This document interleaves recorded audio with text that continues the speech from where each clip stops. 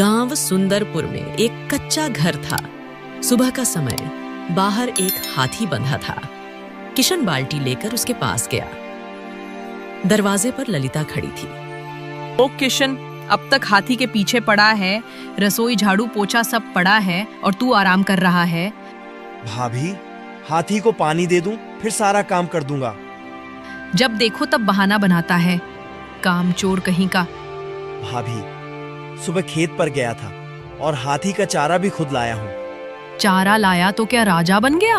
खाना तो खूब पेट भर के खाता है और काम से तेरा मन मरता है। तभी भीतर से रामनिवास बाहर आया और दरवाजे पर खड़ा हो गया। अरे ललिता, थोड़ा आराम करने दे, लड़का सुबह से काम में लगा है। सुनो, ज्यादा बोले तो तुमसे भी सब छीन लूंगी।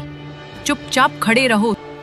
किशन रोज यही सब सुनता था और सवेरे से लेकर रात तक खेत, जानवर, घर का हर काम सब उसी के हिस्से आता था। ललिता के पास हर काम का ताना रहता था और भाई के पास हर बात का मौन। किशन बिना जवाब दिए और बिना किसी उम्मीद के सब सहता था। दोपहर का समय, ललिता हाथ में लाठी लेकर आंगन में खड़ी थी। सुन ओ किशन, हाथी से लकड़ी डुलवानी है, जंगल जा और लकड़ी लेकर आ। जी भाभी, अभी ले जाता हूँ। और सुन, अगर ज्यादा देर हुई तो घर में घुसने नहीं दूंगी। किशन चुपचाप हाथी को लेकर निकल पड़ा। रास्ता कीचड़ भरा था। एक जगह हाथी का पांव गड्ढे में फंस गया। वह तिलमिला उठा और किशन को जोर से धक्का मार दिया। किशन गिर पड़ा, जिससे उसकी पसलियों में दर्द होने लगा, लेकिन उसने कुछ नहीं कहा। बह उठा और चुपचाप हाथी को लेकर गांव की ओर चल पड़ा। किशन हाथी को घर लाया और उसे खूंटे से बांध दिया। ललिता वहीं खड़ी थी।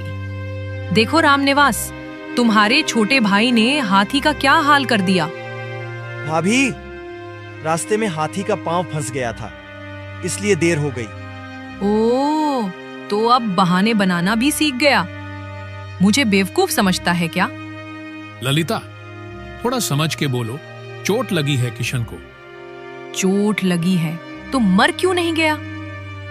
अब किसी काम का नहीं रहा ये। किशन के शरीर में दर्द था और भूख से पेट भी जल रहा था, मगर किसी ने पानी तक नहीं पूछा। वह चुपचाप एक कोने में लेट गया। किशन रात भर बुखार से कांपता रहा, लेकिन किसी ने नहीं देखा कि वह जिंदा है या मरा। अगली सुबह ललिता फिर से दरवाजे पर खड़ी होकर चिल्ला रही थी। अरे ओ किशन, आज आखिरी दिन है तेरा इस घर में, निकल जा, अब तेरी शक्ल भी नहीं देखनी। किशन चुपचाप उठा। उसने पुरानी चप्पल पहनी और एक झोले में कपड़े रखे और घर से निकल गया। रामनिवास दरवाजे पर खड़ा ये सब देख रहा था। वह कुछ कहना चाहता था, मगर बोल नहीं पाया। किशन बिना पीछे देखे चला गया। गांव से बाहर जंगल की तरफ का रास्ता। किशन थका हुआ चलता जा रहा था। हाथ में झोला लटका था और माथे से पसीना बह रहा था। किशन गांव छोड़ चुका था। न पैरों में दम बचा था, न मन में कोई उम्मीद। उसका पेट भूख से जल रहा था और प्यास से गला भी सूख रहा था। चलते चलते वह एक पुराने मंदिर के पास पहुंचा, जहां एक बूढ़ा साधु बरामदे में बैठा था। हाथ में पीतल का लोटा था, जिससे वह पानी पी रहा था। किशन मंदिर की दीवार से लगकर बैठ गया। ए लड़के, कहां से आया है और इस हालत में क्यों है? कहीं से भी आया हूँ बाबा, अब कोई मतलब नहीं बचा। बेटा, तेरा चेहरा बता रहा है कि तू कोई भारी बोझ लेकर चला है। बोल, किसने सताया है? घर वालों ने सताया है बाबा। भाभी ने घर से निकाल दिया और भाई ने कुछ नहीं कहा। साधु ने उसके हाथ पैर देखे, जिनमें कमजोरी साफ झलक रही थी। बेटा, दुनिया का बोझ वही उठाता है जिसके अंदर सहने की ताकत होती है, और तुझ में कुछ अलग बात है। मेरे नसीब में तो सिर्फ गाली और मार थी, लेकिन अब सिर्फ अकेलापन है। तू चिंता मत कर बेटा, जो अकेले चलता है वही एक दिन सबसे आगे होता है। मैं कुछ जड़ी बूटी दे देता हूँ, जिससे तेरा बुखार उतर जाएगा। साधु ने पास से कुछ जड़ी बूटियां निकाली और कुएं से पानी लाकर किशन को पिलाया। किशन ने आंखें बंद कर लीं। उसके शरीर को थोड़ी राहत मिली। और मन में पहली बार एक अजीब सा चैन आया। अब लेट जा और एक बात कान खोल के सुन। ये जो दुख तुझे मिला है ना, यही तेरा रास्ता बनाएगा। रात हो चुकी थी। मंदिर के कोने में दिया जल रहा था। किशन वहीं चटाई पर लेटा था और साधु पास बैठा था। बेटा, कल सुबह होते ही आगे निकल जाना।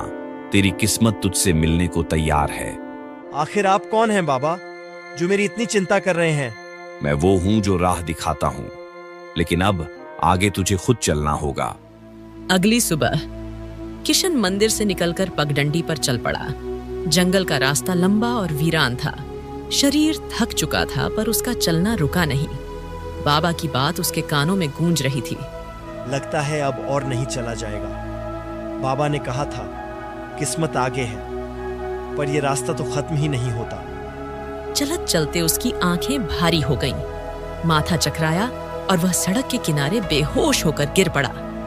जंगल के रास्ते से एक शाही काफिला गुजर रहा था। राजा के साथ घोड़े सैनिक और सबसे आगे राजा वीर सिंह खुद घोड़े पर सवार थे। वे शिकार से लौट रहे थे। किशन वहीं सड़क किनारे बेहोश पड़ा था। उसका चेहरा तप रहा था और सांसें धीमी हो चुकी थीं। तभी सबसे आगे चल रहे सैनिक ने उसे देखा और राजा से कहा, महाराज, रास्ते के किनारे कोई लड़का बेहोश पड़ा है। अच्छा, रुको, देखो कौन है। राजा घोड़े से उतरे और किशन के पास पहुंचे। उन्होंने किशन के चेहरे को गौर से देखा। इसकी हालत बहुत खराब है, कहीं इसकी जान न चली जाए। चलो, इसे महल ले चलो। जी महाराज। सैनिकों ने किशन उठाया और सीधा राजमहल की ओर रवाना हो गए। रास्ते भर किशन बेहोश रहा। किशन के बेहोशी की सूचना पहले ही राजवैद्य को भेजी जा चुकी थी। राजमहल के भीतर किशन एक पलंग पर लेटा था। पास ही वैद्य उसका इलाज कर रहे थे। राजा वहीं खड़े थे। चिंता की बात नहीं है महाराज। लड़का थोड़ा कमजोर है और भूखा भी बहुत रहा है, इसलिए बेहोश हो गया है। 1-2 दिन में ठीक हो जाएगा। ठीक है, जब होश आए तो मुझे खबर देना, मैं खुद मिलूंगा। उधर गांव में हाथी एक कोने में चुपचाप खड़ा था। न तो खा रहा था न पी रहा था। उसकी आंखों में उदासी साफ दिख रही थी। ललिता और रामनिवास कुछ दूरी पर खड़े चिंता और झुंझलाहट के साथ बात कर रहे थे। देख लिया ललिता, ये हाथी भी उसी किशन की तरह जिद्दी निकला। जब से वो गया है, इसने कुछ खाया पिया नहीं है। मैं तभी तो कहती थी कि ज्यादा सिर मत चढ़ाओ उस लड़के को। अब भुगतो। हाथी भी उसी की तरह मुंह फुला के बैठा है, मानो हम ही गुनहगार हैं सबके। ललिता, तुमने ही तो उसे घर से जाने को कहा, पर सोचा नहीं था इतना दिल पर ले लेगा। अब ये हाथी कुछ हो गया ना, तो गांव वाले भी हमको ही दोष देंगे। हाँ, कहीं मर ही ना जाए ये भूख से। किशन तो चला गया, अब ये हाथी भी चला गया, तो क्या मुंह दिखाएंगे गांव में। किशन वही तो सबका चहेता था। जानवर क्या, आदमी तक उससे जुड़ जाते थे। लगता है इस हाथी को भी उसकी बहुत याद आ रही है। 2 दिन बाद किशन को होश आया। उसकी आंखें खुली तो सामने सफेद छत दिखी। पास खड़ा सेवक पानी लेकर आया। अब चिंता मत करो, राजवैद्य जी ने कहा है आपको आराम करना है। मैं कहाँ हूँ? आप महाराज वीर सिंह के महल में हो। उन्हीं ने आपको रास्ते से उठवाया था और इलाज करवाया। थोड़ी देर बाद राजा खुद कमरे में आए और किशन के पास बैठ गए। अब तबीयत कैसी है लड़के? ठीक है, लेकिन आप कौन हैं? मैं इस राज्य का राजा हूँ वीर सिंह। तू कौन है और जंगल में यूं अकेला क्यों पड़ा था? मेरा नाम किशन है। मुझे मेरे घर से निकाल दिया गया है। क्यों निकाला गया? इसके बाद किशन राजा को सारी बात बता देता है। राजा किशन की बातें सुनकर चुप रह गए। उन्हें किशन की आंखों में कुछ सच्चाई नजर आई। ठीक है, जब तू ठीक हो जाएगा फिर सोचेंगे तुझे महल में क्या काम देना है। तब तक आराम कर। महल की दीवारों के बीच किशन का एक नया सफर शुरू हो चुका था। उसे नहीं पता था कि उसकी जिंदगी में एक ऐसा मोड़ आने वाला था जो उसके नाम को इतिहास बना देगा। राजमहल का एक लंबा बरामदा, जहां कई सेवक सफाई कर रहे थे। एक कोने में किशन बाल्टी और झाड़ू ले खड़ा था। सामने एक सैनिक उसे काम समझा रहा था। ओ लड़के, आज से तेरा काम यही है कि तू सुबह सबसे पहले आंगन और दरबार की सफाई करेगा। ठीक है मालिक, जैसा आप कहें। और सुन, ज्यादा मुंह मत खोलना, सिर्फ काम करना। ये राजा का महल है, यहाँ गलती की माफी नहीं मिलती। शाम का समय किशन महल के एक कोने में बैठा रोटी खा रहा था। हाथ में मोटी सी सूखी रोटी थी और कटोरी में दाल रखी थी। ओ किशन, ये ले खाट ले, आज तू यही सो जा। आज बाहर वाले कमरे में बाकी राजपुरुष सोएंगे। चलो कोई बात नहीं, जहां जगह मिले वहीं सो लूंगा। धीरे धीरे किशन को महल की रफ्तार समझ आने लगी थी। वह किसी से उलझता नहीं था, बस अपने काम से काम रखता था। कुछ दिन बाद दरबार में अफरा तफरी थी। राजा सिंहासन पर बैठे थे, मंत्री पास खड़ा था। कुछ सैनिक तेजी से अंदर आए। महाराज, बंधुआपुर गांव से खबर आई है कि एक पागल हाथी ने गांव में घुसकर कई घर तोड़ डाले हैं। ये कब हुआ? आज सुबह महाराज, भोर में 4 घर रौंद दिए और 2 लोगों की जान भी चली गई है। ये तो बड़ी चिंता की बात है महाराज। अब क्या किया जाए? पहले ये बताओ कि हाथी अभी कहाँ है? महाराज, वह जंगल की ओर निकल गया है, पर गांव वाले बहुत डरे हुए हैं। दरबार में सन्नाटा छा गया। सब लोग एक दूसरे का मुंह ताकने लगे। कोई कुछ नहीं बोल रहा था। तभी पीछे से एक आवाज आई। महाराज, एक बात कहूं। बोल लड़के। अगर आप इजाजत दें तो मैं उस हाथी को काबू कर सकता हूं। दरबार का माहौल गंभीर था। किशन ने साहस दिखाते हुए हाथी को काबू करने की बात कह दी। सभी दरबारी चौंक गए। मंत्री आगे बढ़ा और किशन की ओर घूर कर देखा। ओ लड़के, तुझे पता भी है कि तू क्या बोल रहा है? चुप रहो मंत्री, पहले लड़के की बात पूरी सुनो। महाराज, मैं हाथी के साथ पला बढ़ा हूं, उसे समझता हूं, उसके दिमाग को पढ़ सकता हूं। अगर मुझे मौका मिला तो गांव को उस हाथी से बचा सकता हूं। और अगर तेरा दावा झूठा निकला तो सजा दीजिएगा महाराज, मगर मुझे यह मौका दीजिए। किशन की बात सुनकर पूरा दरबार स्तब्ध हो गया। किसी नौकर ने पहली बार इतनी हिम्मत दिखाई थी। राजा कुछ देर तक सोचते रहे, फिर सैनिकों से कहा, 2 सैनिक इसके साथ जाओ और बंधुआपुर गांव की हालत देखो। अगर यह लड़का कुछ कर सका तो इसे सबसे बड़ा इनाम मिलेगा। शुक्रिया महाराज, मैं पूरी कोशिश करूंगा। महल के बाहर का मैदान था। किशन 2 सैनिकों के साथ घोड़े पर सवार हुआ और रास्ते की ओर निकल पड़ा। किशन पहली बार महल से बाहर किसी जिम्मेदारी के लिए निकला था। अब यह सिर्फ एक काम नहीं था, यह उसका इम्तिहान था, जहां उसकी मेहनत उसकी पहचान बनने वाली थी। बंधुआपुर गांव का चौपाल, जहां चारों ओर टूटी हुई दीवारें और डरे हुए लोग थे।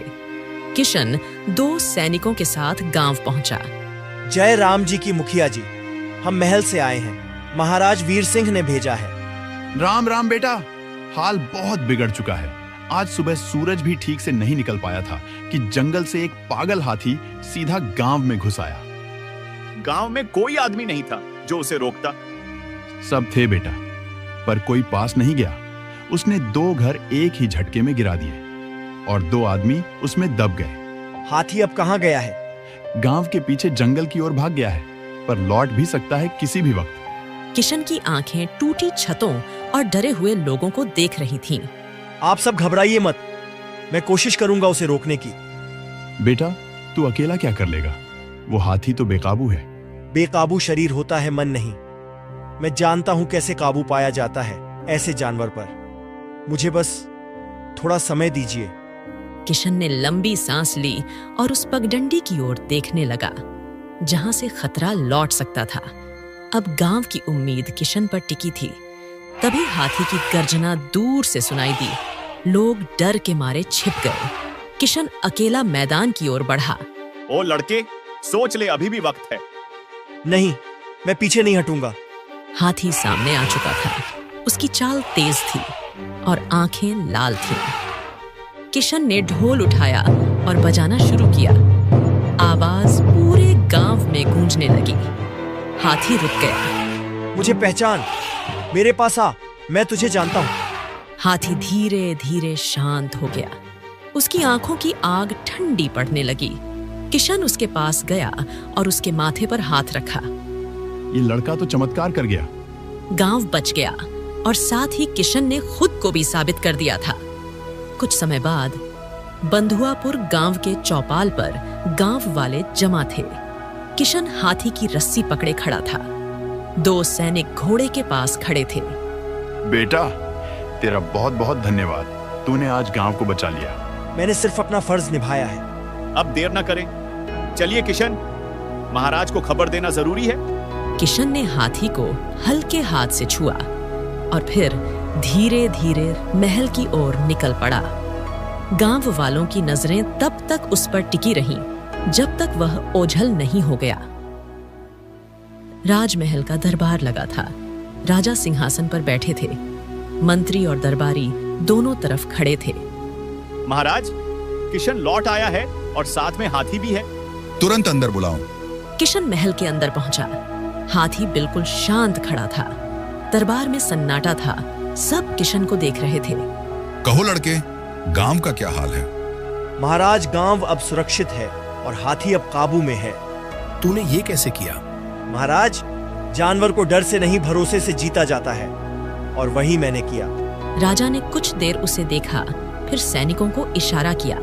2 सैनिक सोने के सिक्कों से भरी थाली लेकर आए और राजा ने उसे किशन के सामने रखवा दिया। ये तेरे साहस और समझदारी का इनाम है। अब तू सिर्फ एक नौकर नहीं, मेरा मित्र है। शुक्रिया महाराज। किशन ने सिक्के उठाए, मगर आंखों में चमक नहीं थी। उसके लिए ये सिर्फ मेहनत का फल था। किशन ने उन पैसों से एक बड़ी दुकान खोली। अब उसने एक नई शुरुआत की थी, एक व्यापारी के रूप में और एक नई पहचान के साथ। उधर सुंदरपुर गांव की गलियां सूनी थीं, खेत उजड़ चुके थे, घर की छत टपकने लगी थी। ललिता एक कोने में बैठी थी और रामनिवास दरवाजे के पास खामोश बैठा था। जब से किशन गया था, घर जैसे सुनसान हो गया था और उधार बढ़ता जा रहा था। अब क्या होगा रामनिवास? हमारे पास में ना पैसा है ना कोई काम। कुछ समझ नहीं रहा। अब तो दुकान वाले भी उधार नहीं दे रहे। तभी एक लड़का अखबार लेकर आया और दरवाजे पर खड़ा हो गया। काका देखिए, इसमें किशन भैया का नाम छपा है। अब वो बहुत बड़े व्यापारी बन गए हैं। क्या किशन? हाँ, वही जिसे हमने घर से निकाला था।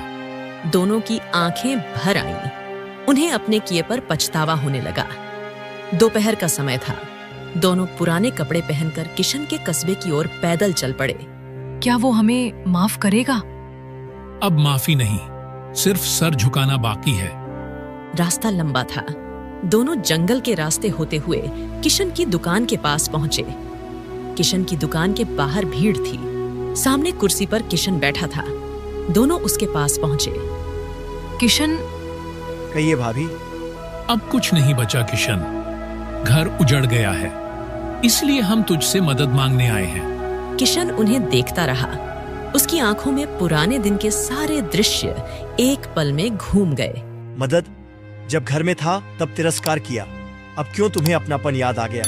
हमसे गलती हो गई किशन, अब कुछ समझ में नहीं रहा है। चाहे जैसे सजा दे, लेकिन हमें अपना ले। हम बुरी तरह कर्ज में डूब गए हैं और गांव का सेठ हमारे खेत हथियाने को तैयार है।